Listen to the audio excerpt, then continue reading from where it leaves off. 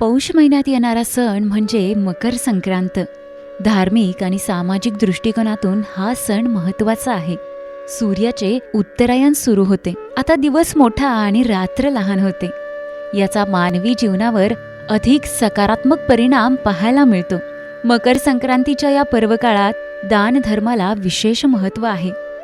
सूर्य वर्षभर 12 राशींमधून संक्रमण करत असतो, पण जेव्हा तो मकर राशीत संक्रमण करतो तेव्हा त्याला मकर संक्रांती असे म्हणतात. भारतीयांसाठी मकर संक्रांती हा एक महत्त्वाचा सण आहे.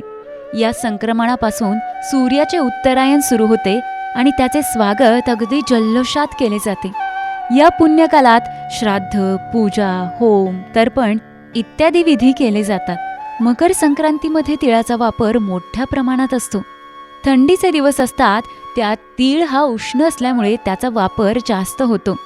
तिलस्नाई तिलोद्वर्ती तिलो होमी तिलोदकी तिलभूक तिलदाताच्च षट्तिलाः पापनाशनः. मकर संक्रांती दिवशी पहाटे उठून मम कायिक वाचिक मासिक त्रिविध पापनिबर्हन पूर्वक श्री सूर्यप्रसाद सिद्धये कलकोद्वर्तन पूर्व स्नानमह आचरिष्ये असा संकल्प करतात. तिळाचा कलक म्हणजे तीळ वाटून तयार केलेला लगदा अंगास लावून स्नान करतात.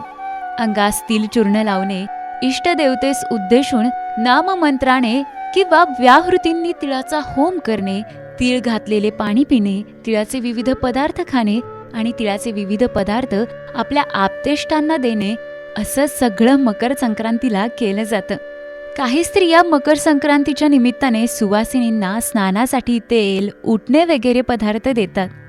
सुघट दानाने स्थिर सौभाग्य, कुलाभिवृद्धी, धनधान्य समृद्धी, दीर्घायू यांची प्राप्ती होते अशी मान्यता आहे. मकर संक्रांती सणाच्या तुम्हा सर्वांना खूप खूप शुभेच्छा.